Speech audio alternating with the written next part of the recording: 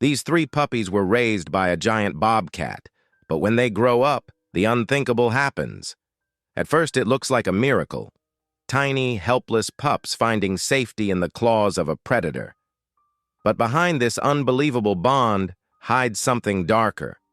A powerful man wants them taken, and the truth about where these animals came from is more shocking than anyone could imagine. As danger closes in, loyalty is tested, and lives are put on the line. Because when the pups are no longer small, their next move could change everything. Will this unlikely family hold together or be torn apart forever? Drop a comment below and share which part of the world you're tuning in from today. If you enjoy stories like this, don't forget to subscribe for more. The spring storm finally broke over Montana's crazy mountains, leaving behind a freshly washed landscape under clearing skies. Hollis Keene adjusted her weatherproof jacket, her boots crunching on wet gravel as she followed a set of coyote tracks along the mountainside. As a veterinary technician, she often spent her free time observing local wildlife, though most of her colleagues at the clinic saw her as just support staff. The tracks led her around a granite outcropping where she suddenly froze. There, in a natural rock alcove, she witnessed something that made her breath catch in her throat. A massive bobcat, easily the largest she'd ever seen, lay on its side while three small puppies nursed from it. The bobcat's fur was matted and scarred, one ear ragged, but its posture was unmistakably maternal. Hollis's hands trembled as she slowly retrieved her phone. "This is impossible," she whispered to herself, carefully framing the scene. The bobcat's eyes met hers, alert but not aggressive, as she recorded the incredible sight.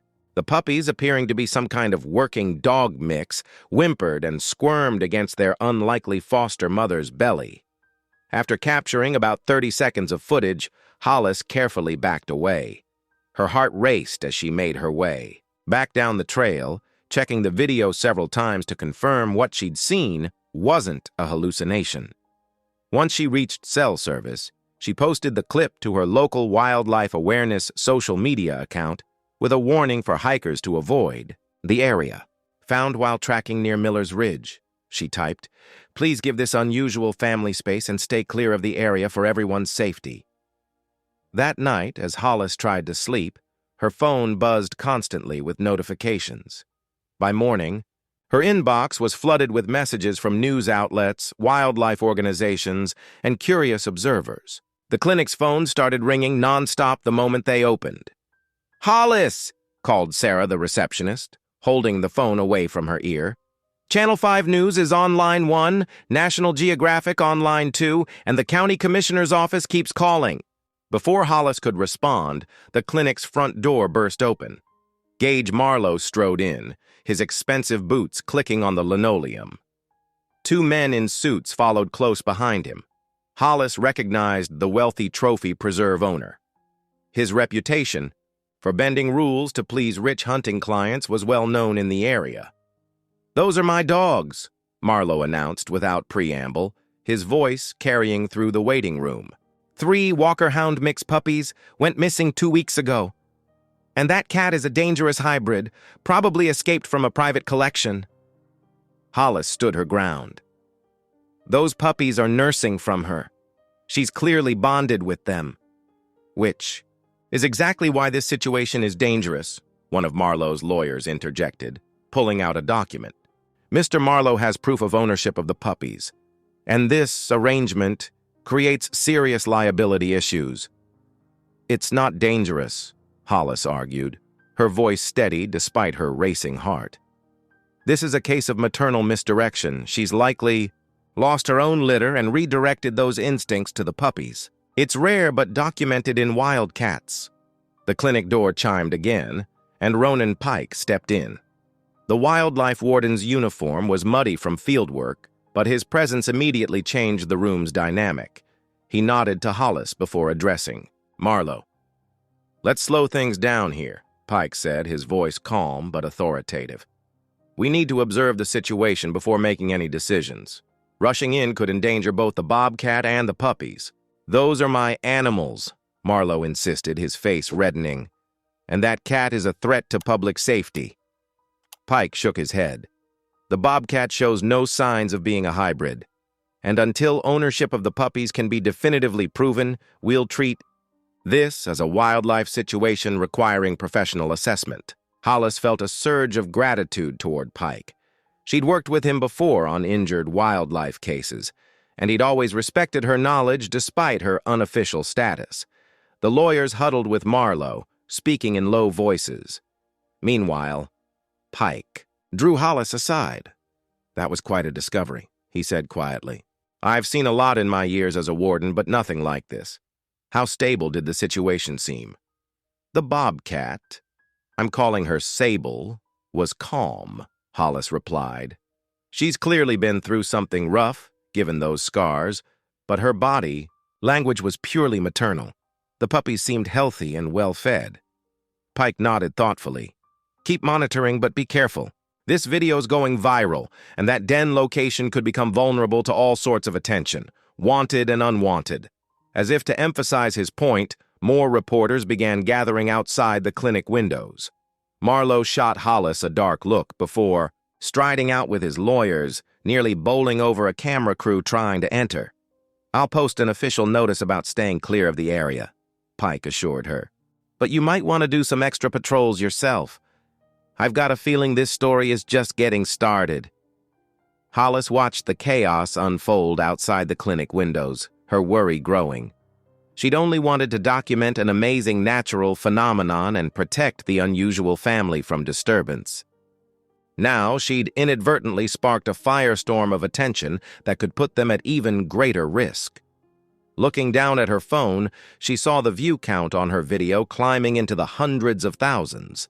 Comments poured in from around the world, many expressing wonder and support, others echoing Marlowe's concerns about danger and liability. The county commissioner's office had already issued a statement about public safety reviews, but Hollis couldn't forget the look in Sable's eyes, that mixture of wariness and fierce maternal protection. Whatever had happened to bring this unlikely family together, she was determined to see them safely through the storm of attention heading their way. The lines were clearly drawn now, those who wanted to protect this miraculous bond, and those who would exploit or destroy it for their own interests. She slipped away from the clinic's chaos, heading to her truck. She needed to check on Sable and the puppies to make sure the den remained secure.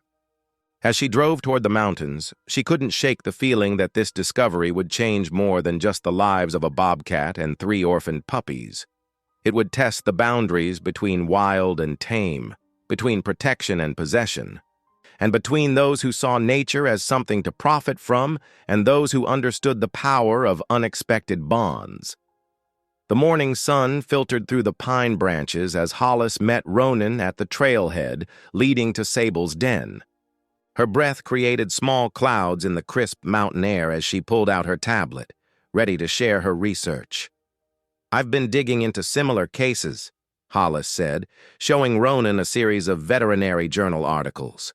"While rare, there are documented instances of lactation in animals who've recently lost their own young.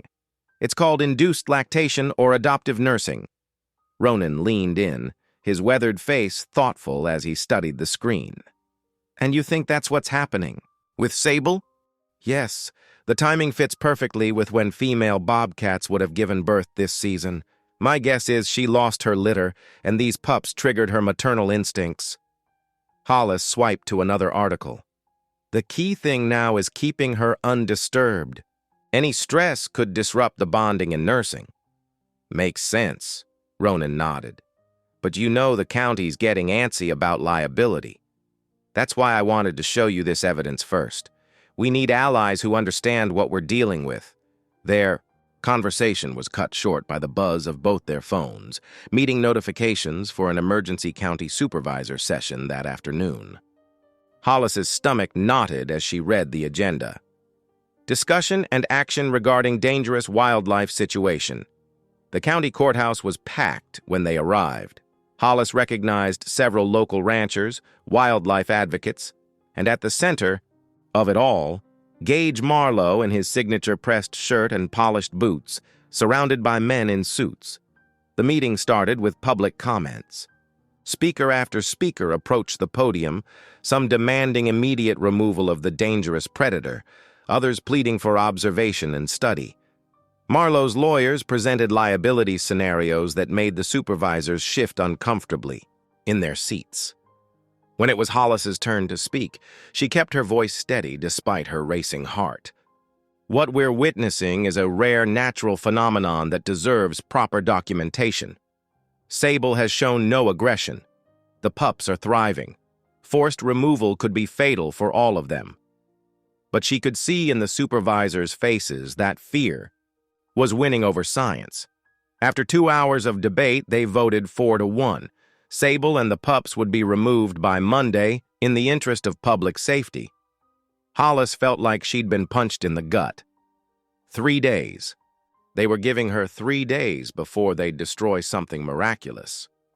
That evening, she prepared for her first health check of the pups. She'd timed it carefully, dusk, when Sable typically left briefly to drink from the nearby stream. With Ronan standing watch, Hollis quickly but gently examined each puppy. Temperature normal, she whispered into her phone's voice recorder. No signs of parasites, good hydration levels. She worked efficiently, remembering her vow not to let the pups imprint on human contact. Timestamp 1900 hours. All 3 pups showing healthy weight gain. She had just returned the last pup when Ronan signaled Sable was returning. They retreated to a safe distance, watching as the Bobcat settled back into the den, gathering her adopted family close. The next morning, Hollis arrived at the veterinary clinic to find her boss, Dr. Matthews, waiting with a concerned expression. "Hollis, I need you to understand something," he said, closing his office door. "This situation with the Bobcat, it's becoming politically charged. The clinic can't afford to get caught in the crossfire." "But Dr. Matthews," he held up a hand. "I'm not telling you to stop caring, just be careful. Marlowe has a lot of influence in this county." As if to prove the point, Hollis later overheard Marlowe in the courthouse lobby, speaking to 2 supervisors. "Think about the liability nightmares we're facing," he said smoothly. "And you know, there's still that community center project needing funding. Shame if potential donors got spooked by the county's inability to handle basic public safety. The threat was clear, even if wrapped in polite terms." Hollis's hands clenched into fists, but she forced herself to focus on what she could control. She met Ronan that afternoon to set up trail cameras around the den's perimeter. "We need a record of everything," she explained as they positioned. The last camera. "Their natural behavior, Sable's maternal care, proof that they're not a threat." "Smart," Ronan agreed, checking the angle. "Documentation might be our best defense right now." They worked until sunset, establishing a network of surveillance that would create an unbroken record of the unique family's interactions. Every hour that passed was another hour closer to Monday's deadline, but Hollis refused to give up. As darkness fell, she made one final check for the day. Sable was curled in the den entrance, her adopted pups snuggled against her broad chest. The Bobcat's eyes met Hollis's for a moment, alert but unthreatening, simply protective of her unusual charges. Looking at them, Hollis felt her determination harden like steel. The county's removal order might be looming, but she would find a way to protect this extraordinary family while staying within the law. She had to. There was too much at stake to fail. The weekend stretched before them like a countdown, each tick of the clock bringing Monday's deadline closer. But watching Sable tenderly groom one of the pups, Hollis knew some things were worth fighting for, no matter the odds. She started mentally preparing for tomorrow's challenges. More documentation. More evidence gathering. More seeking allies who might help their cause. The battle was far from over, and she intended to use every second they had left. The morning sun had barely crept over the mountains when Hollis's phone buzzed with an emergency call. Her stomach dropped as she recognized the number. It was one of Marlowe's hunting guides. "Got a dog down near the fence line," the man's voice crackled through the speaker. "Bad shape. Convulsing. Hollis grabbed her emergency kit and jumped into her truck, tires spitting gravel as she sped toward Marlowe's property. When she arrived, she found a German shepherd lying on its side, body racked with violent tremors. The dog's owner, a hunter, in expensive camo gear, paced nearby while Marlowe stood with his arms crossed, face dark with anger. "Do something," the hunter demanded as Hollis knelt beside the suffering animal. She worked quickly, checking vital signs and administering emergency medication to control the seizures. But despite her best efforts, the dog's condition deteriorated rapidly. "We need to get him to the clinic," she said, already wrapping the dog in a blanket. The drive to the clinic was tense, with Marlowe's truck following close behind. By the time they arrived, the dog's breathing had grown labored. Hollis and the clinic staff fought for nearly an hour to save him, but in the end, the shepherd's heart gave out. "This is on you," Marlowe snarled at Hollis as she emerged from the treatment room, her scrubs stained with effort. "That killer cat of yours did this." "You can't know that," Hollis shot back, though her voice shook. "We need toxicology reports to determine cause of death." "To hell with your reports." Marlowe's face reddened. "I want an emergency cull order, now." Hollis stood her ground. "I'm rushing samples to the state lab. We need facts, not accusations." She worked through her lunch break, carefully preparing blood and tissue samples with proper documentation. Her hands trembled slightly as she sealed the containers, knowing how much rode on these results. Later that afternoon, Ronan arrived at the clinic. "Heard about the dog," he said quietly. "Thought you might want to check the trail cams." They headed out in his truck, downloading footage from the cameras they'd set up to monitor Sable's movements. As they reviewed the images on Ronan's laptop, something caught Hollis's eye. "Wait, go back," she said, leaning closer. The image showed a dark figure in the pre-dawn light, securing something to a tree just outside Marlowe's property line. They found 5 more similar images at different locations. Each showed the same pattern, meat wired to trees or stakes, creating a trail leading from Marlowe's land toward public areas. "They're baiting," Ronan said grimly, "creating a corridor to draw predators out." Hollis felt sick as the pieces clicked into place.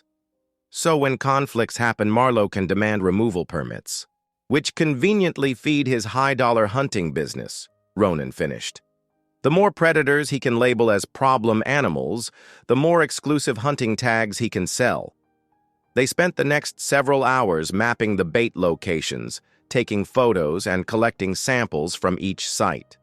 Hollis insisted on maintaining strict chain of custody procedures, carefully logging each piece of evidence. "We need to be ready for legal challenges," she explained as she sealed another sample bag.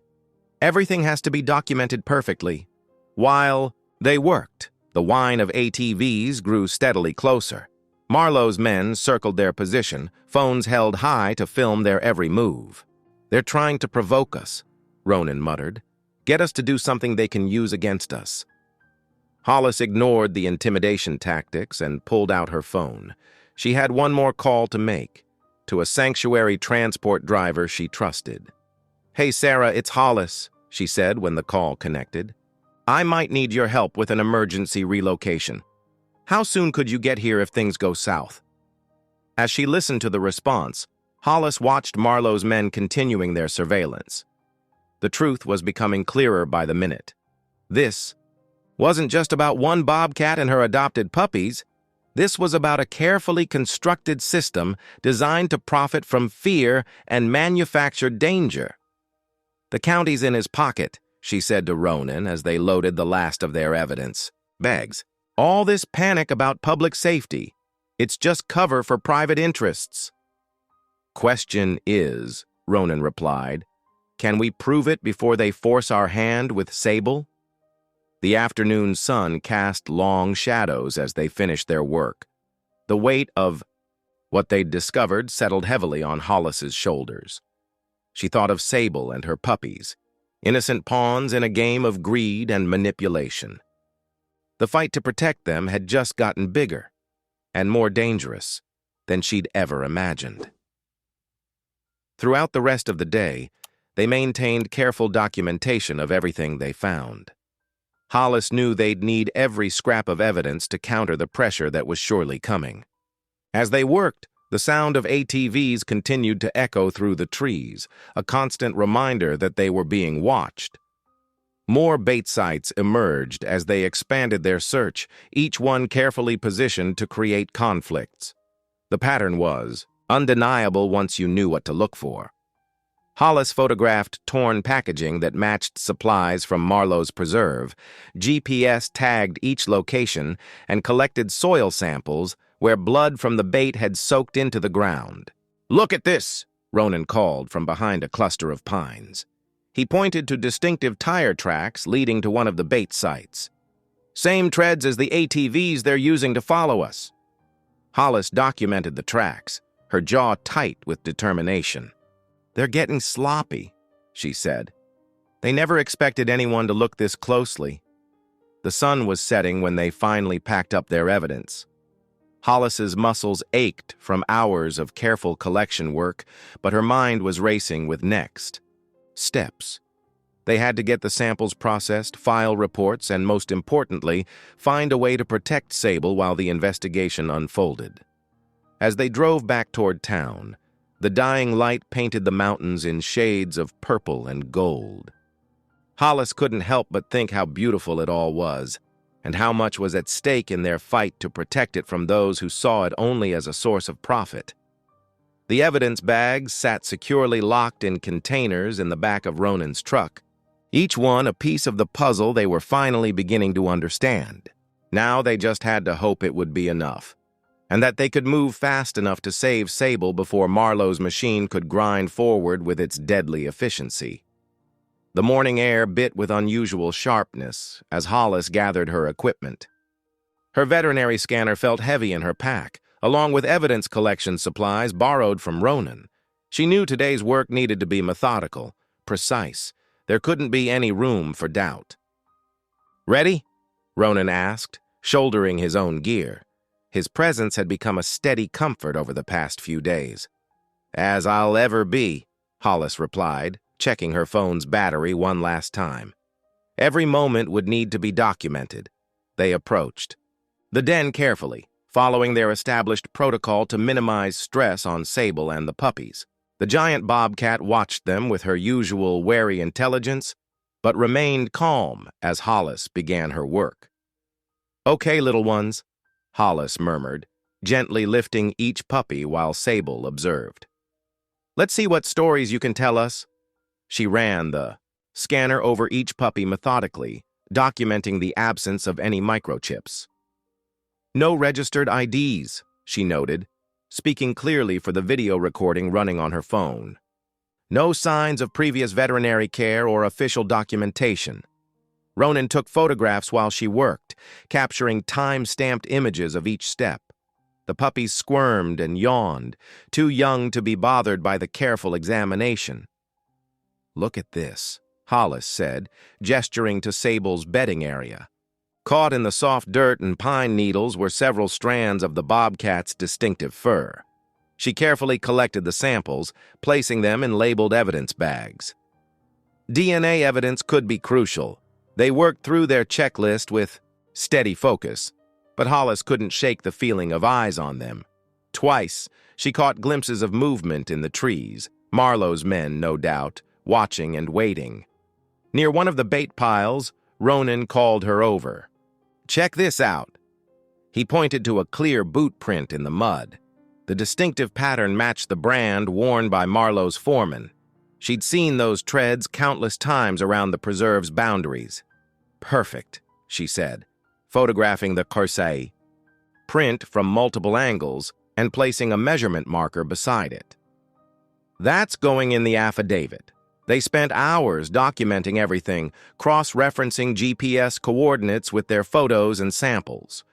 Hollis knew they were building something solid, something that would be hard to dismiss, but Marlowe wasn't waiting idly by. The legal papers arrived that afternoon, served by a stone-faced courier while Hollis was filing her documentation with Ronan at the wildlife office. The injunction was thick with legal language, but the message was clear. Marlowe was claiming the puppies as his livestock and accusing Hollis of theft. "He's trying to tie us up in court," Ronan said, scanning the documents.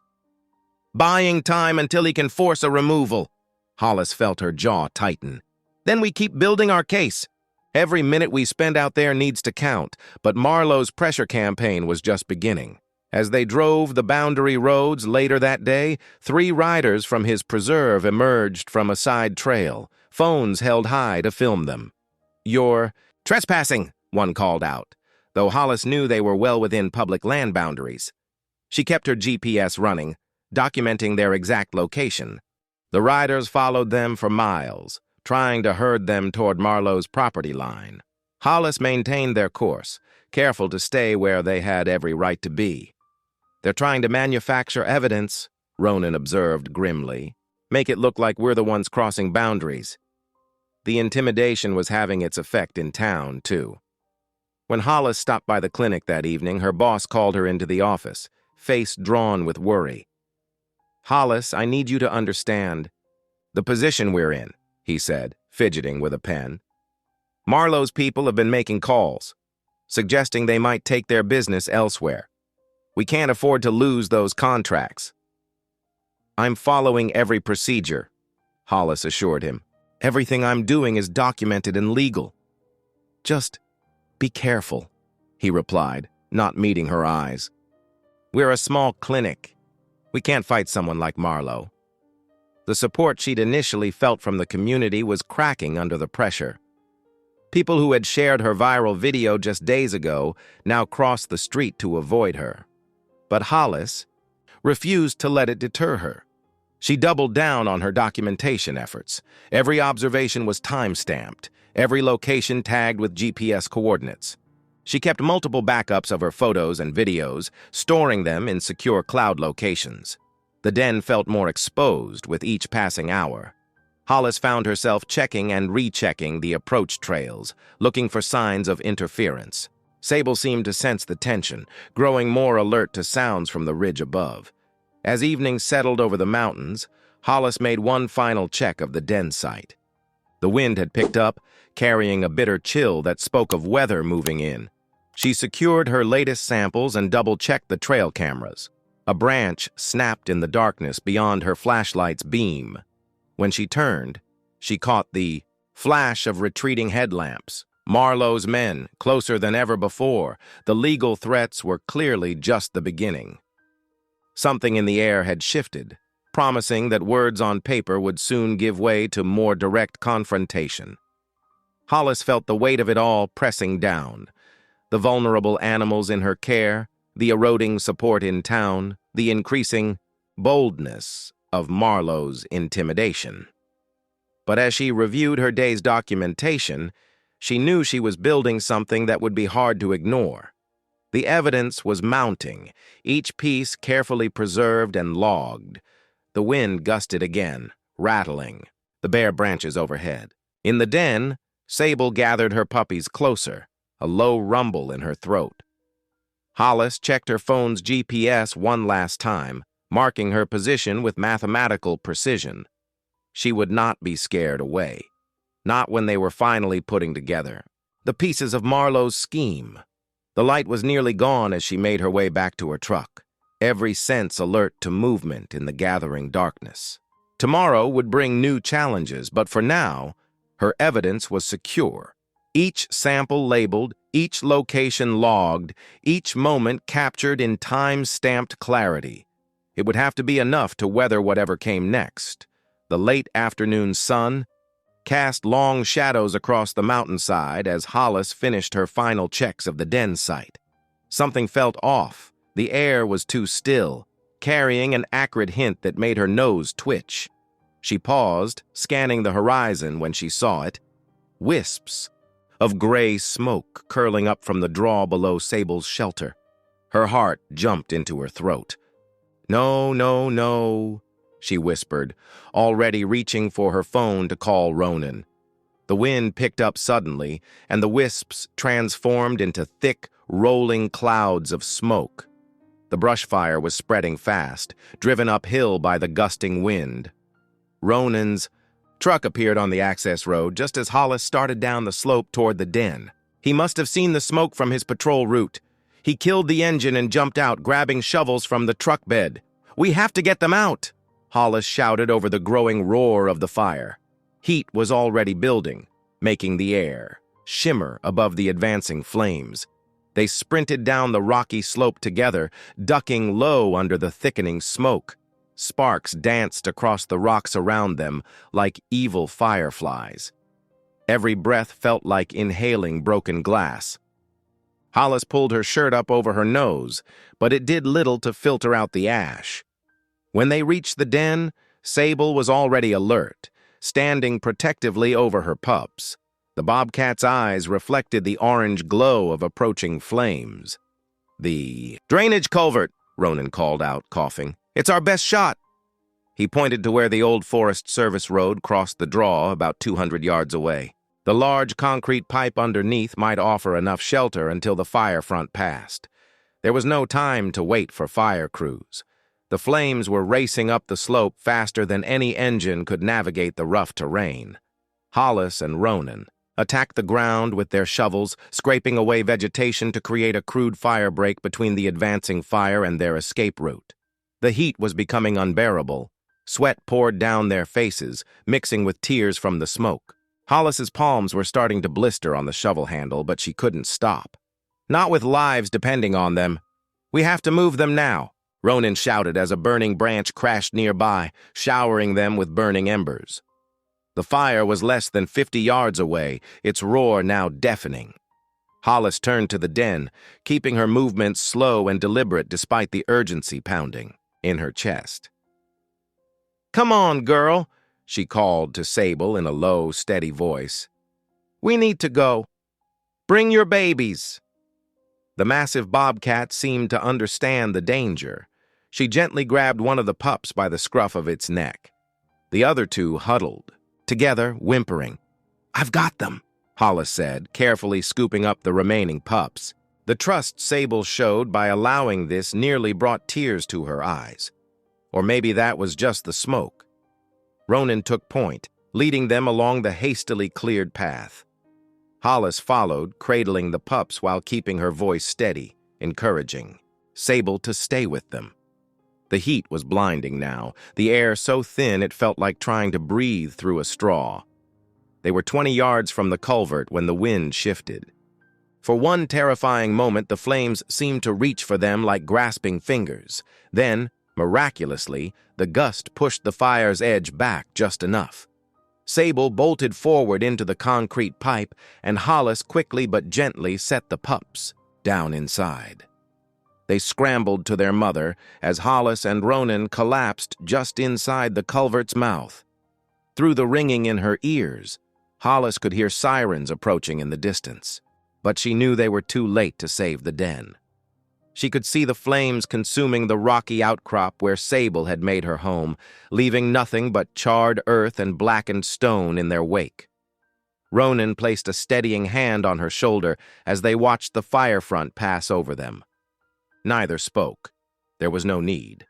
In facing this danger together, protecting these vulnerable animals against impossible odds, something had shifted between them. Trust, forged in fire and sealed in shared purpose. When the worst of the flames had passed, they checked on their charges. Sable and all three pups were unharmed, huddled together in the relative safety of the concrete pipe. Hollis ran gentle hands over each of them, checking for burns or signs of smoke inhalation while Ronan kept watch.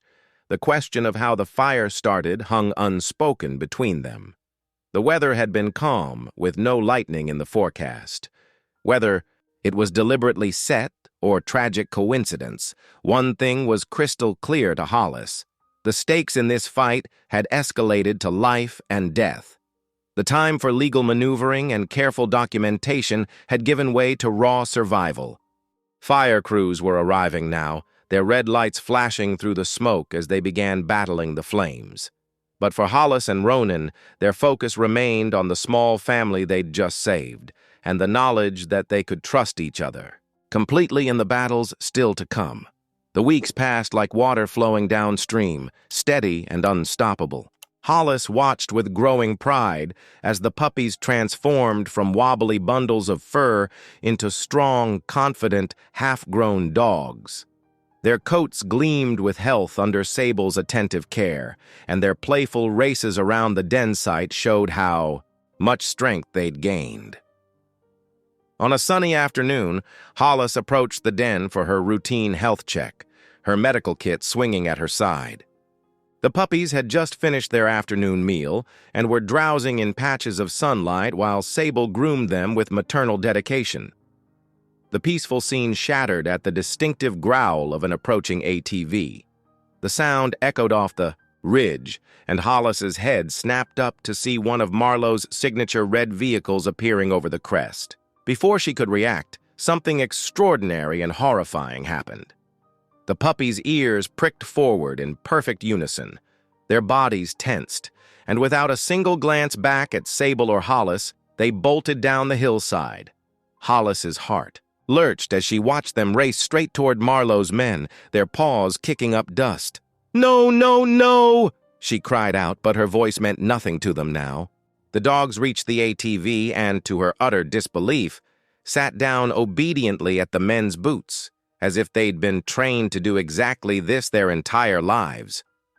Hollis felt her knees go weak. The betrayal cut deep, not just for herself, but for Sable, who stood at the den entrance making a sound somewhere between a growl and a cry. Everything they'd worked for, every bond they'd formed, had it all been a lie? But something nagged at her mind, a detail from her earlier examinations. With trembling hands, she pulled out her portable scanner, the same one she'd used to check for microchips weeks ago. This time, she adjusted the settings, searching for anything she might have missed. The scanner beeped, detecting something new, a thin, secondary subdermal sliver near each puppy's shoulder. Hollis's breath caught as she recognized what she was seeing: ultrasonic conditioning studs, the kind used in specialized animal training. They would have been embedded during weaning long before Sable found them. "It wasn't their choice," she whispered, understanding dawning like a cold sunrise. "They're responding to a trigger signal." Her gaze shifted to Sable, who remained at the den entrance, her massive form tense with confusion and distress. Something about the way the Bobcat held her paws caught Hollis's attention. She moved closer, her veterinary training taking over despite her emotional turmoil. There, in the pads of Sable's feet, she saw what she'd somehow missed before: old scars from declawing, the kind of mutilation typically performed on exhibition animals. The pieces clicked into place with sickening clarity. Sable wasn't just any bobcat who'd lost her kittens. She was a former attraction, likely trafficked through Marlowe's preserve before being discarded when she was no longer useful. The truth hit Hollis like a physical blow. The puppies weren't. Lost or abandoned, they were manufactured assets, deliberately conditioned to respond to specific signals. And Sable, in a twist of fate that broke Hollis's heart, was a refugee from the same operation who had found and adopted them, perhaps recognizing something of herself in their vulnerability. As she watched Marlowe's men load the puppies into a transport cage on their ATV, Hollis felt her initial grief crystallizing into something harder and more purposeful. Her hands, steadied as she documented everything with her phone, the conditioning studs, Sable's scars, the men's actions. If the dogs had been conditioned, that conditioning could be interrupted. If Marlowe had built a system of control, it could be dismantled. "I understand now," she said softly to Sable, who turned to look at her with those fierce, intelligent eyes. "And I promise you, this isn't over. We're going to expose everything, and we're going to get them back." The Bobcat's scarred ear twitched, and in that moment, Hollis felt their shared determination. What had seemed like a simple case of protecting an unusual family had transformed into something far more significant, exposing a network of exploitation that had been hidden in plain sight all along. Her phone buzzed with an incoming call from Ronan, but Hollis let it go to voicemail. First, she needed to document every detail, every scar, every piece of evidence that proved what Marlowe had been doing. The puppy's apparent betrayal wasn't the end of their story, it was just the beginning of a much bigger fight. Hollis wiped sweat from her forehead as she spread out her materials on the weathered kitchen table. The original whelping blanket that had once nestled the puppies lay before her, still carrying their early scent. Her hands trembled slightly as she carefully cut small squares from the fabric, each piece holding memories of their first days, of life. "If they were conditioned with sounds, we can condition them right back," she explained to Ronan, who stood watching intently. "These scent markers might help override whatever triggers Marlowe's using." She demonstrated the hand signals she'd designed, simple, clear movements that could catch the dog's attention even at a distance. "Low and slow," she said, sweeping her arm in a gentle arc. "Nothing sharp or threatening. We want them to associate these with safety." Ronan nodded, his expression determined. "I've got 6 wardens ready to move on our signal. Trail cams are positioned at all the known bait sites." He pulled out a map marked with red dots. "Audio equipment's in place too, special microphones that can pick up those high-frequency whistles they're using." They spent hours rehearsing the plan. At dawn, they would document Marlowe's crew attempting another drive, catch them in the act with the ultrasonic devices, then coordinate simultaneous raids on the preserve. The morning arrived crisp and clear. Hollis and Ronan crouched in their hidden observation post before sunrise, equipment humming softly around them. The first rays of light had barely touched the mountains when their radios crackled with activity.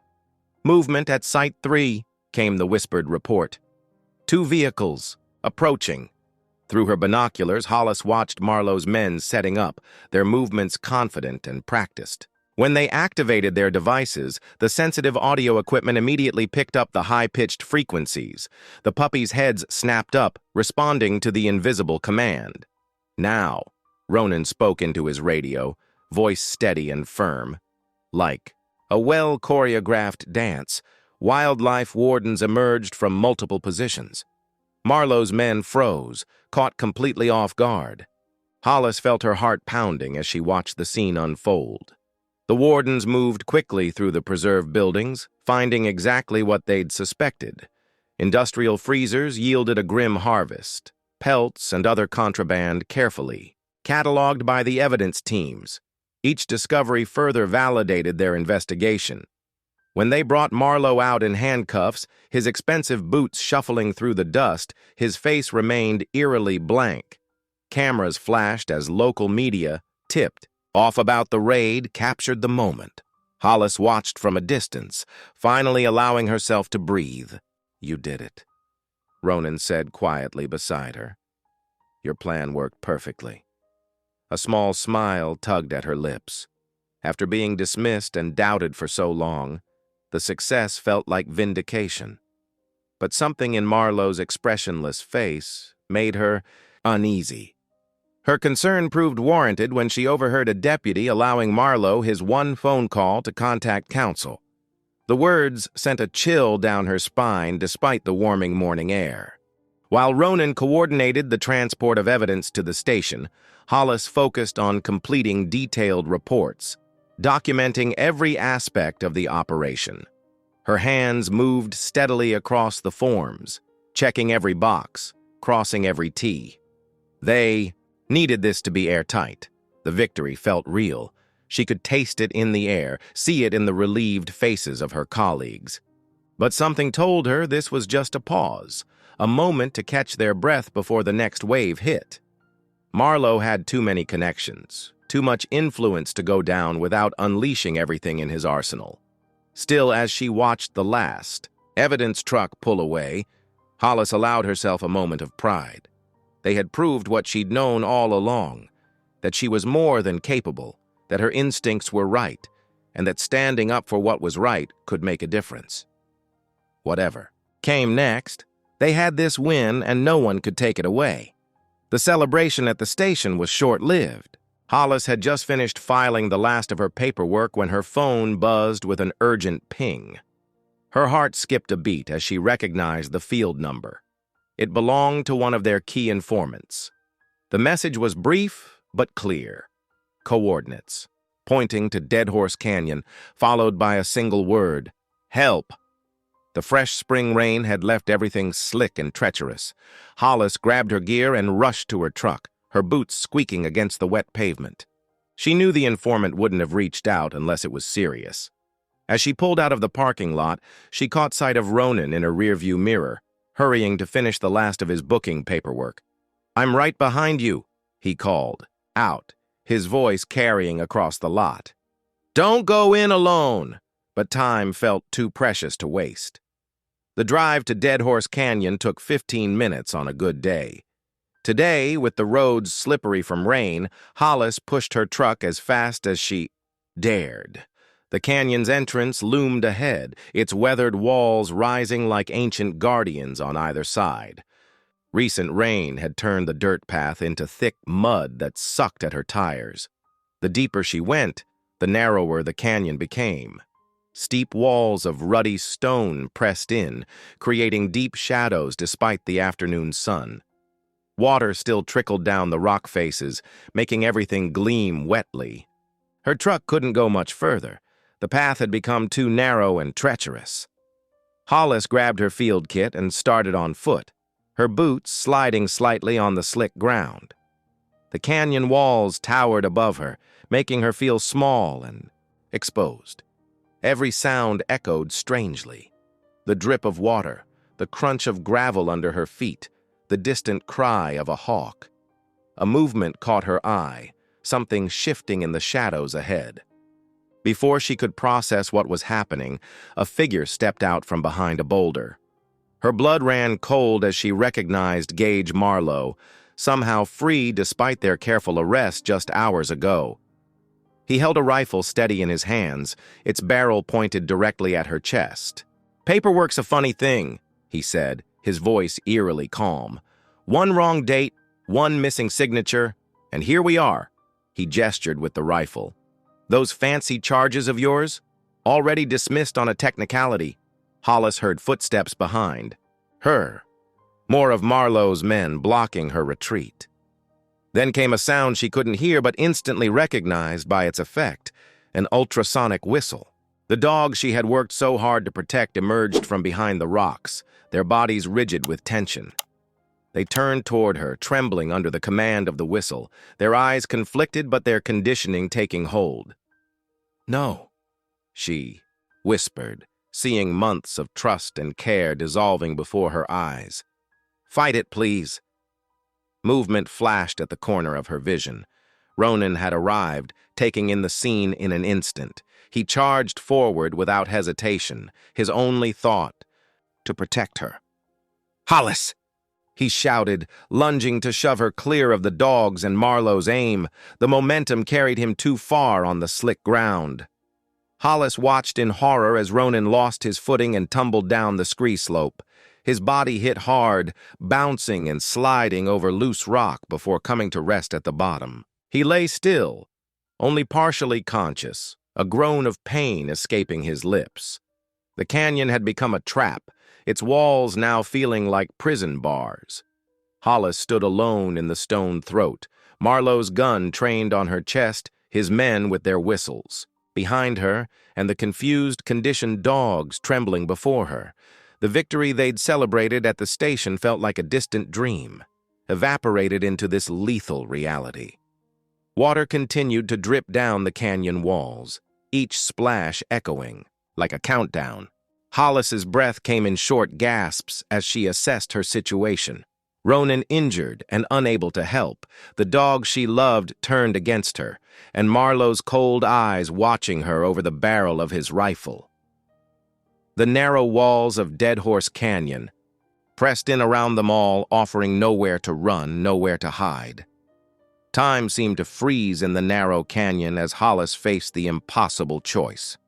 The tranquilizer gun felt heavy in her hands, but she knew using it would only escalate the situation.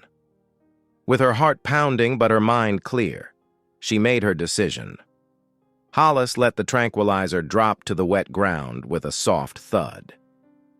Taking a deep breath, she stepped out into the open space between the rock walls. Her movements were deliberate and calm, just as she'd practiced countless times over the past weeks. From her pocket, she pulled out the cloth that still carried the scent, from the puppy's original whelping blanket. The familiar smell wafted through the damp air as she waved it gently. At the same time, her hands moved in the precise signals she had drilled over and over, the counter-cues she'd designed to break through the conditioning. The dog's eyes darted back and forth, caught between their programmed response to Marlowe's ultrasonic command and the powerful memories triggered by Hollis's signals. Their muscles trembled with tension as two opposing forces fought for control in their minds. "Come on, boys," Hollis said softly, her voice steady despite her racing heart. She repeated the hand signals with unwavering confidence, letting her familiar scent mix with that of the whelping blanket. Behind her, she heard Sable's low growl. The bobcat had edged closer, her fur bristling as she positioned herself protectively near Hollis. The sight of their adoptive mother seemed to strike another chord in the dog's memory.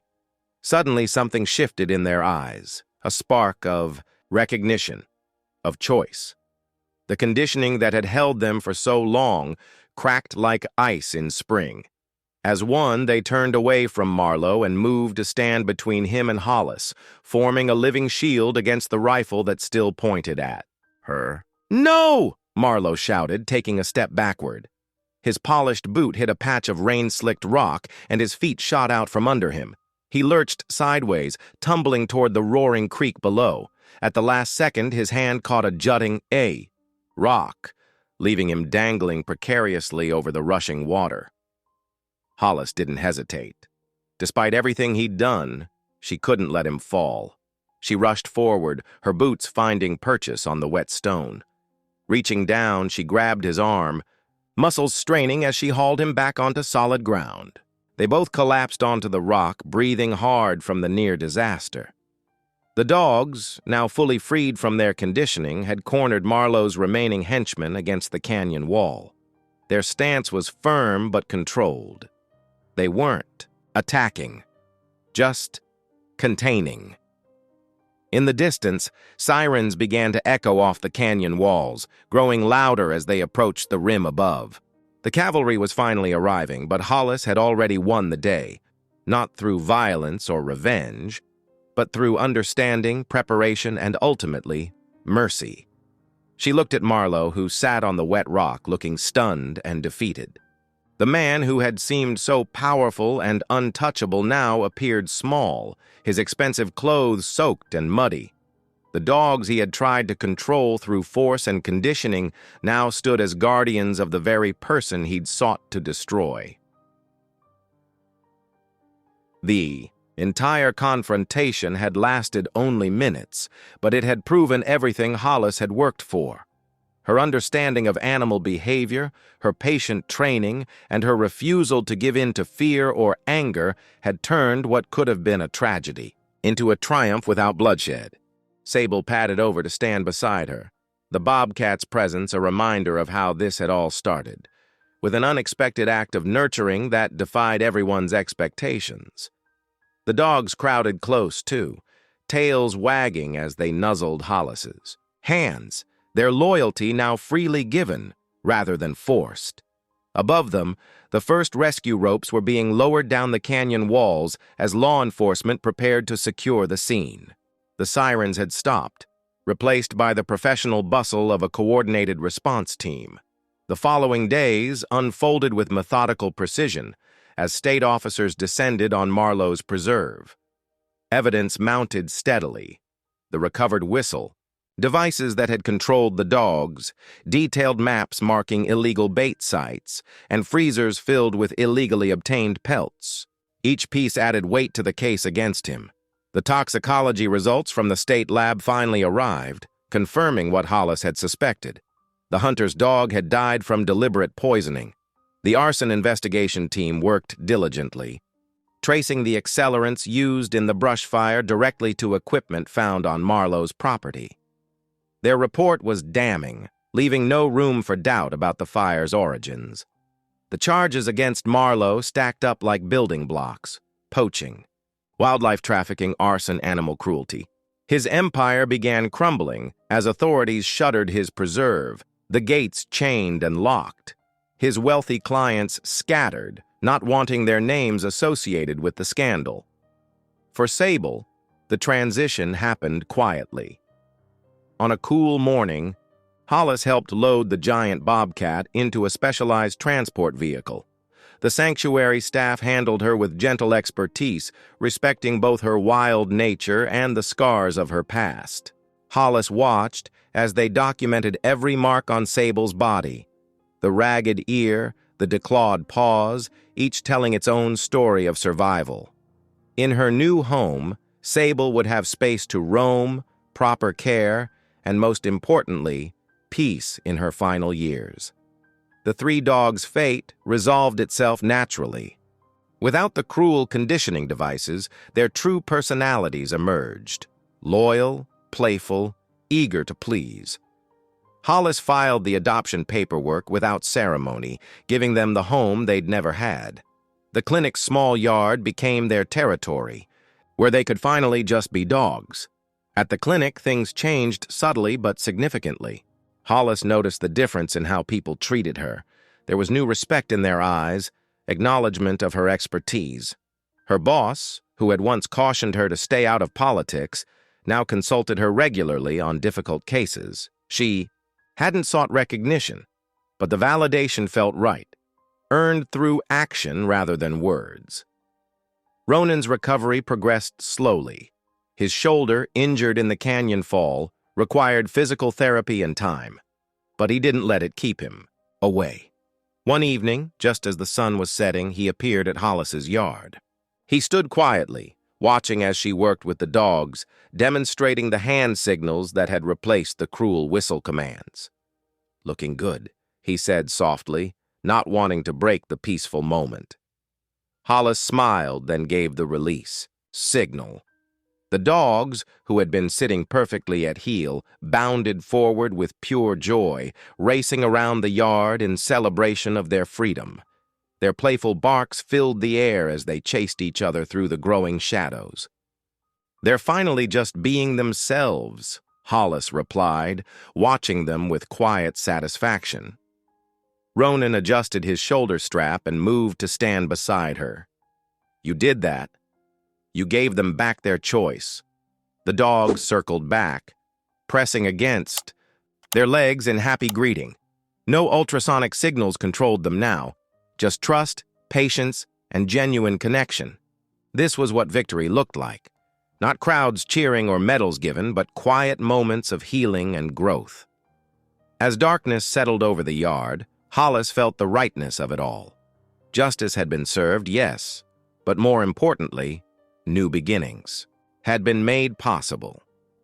Here, in this modest space, with these rescued dogs, a recovering friend, and the knowledge that Sable was safe at last, she had found something more valuable than recognition. She had found her true family, bound together not by control or fear, but by choice and care. The dogs settled at their feet, content and secure in their new life. This was how healing happened, not in grand gestures or public ceremonies, but in small moments of trust and understanding, built day by day into something unshakable and true. Thank you for watching. Stories like this remind us who we are. If something touched your heart, go ahead and subscribe. I'll be back tomorrow with another story that just might stay with you.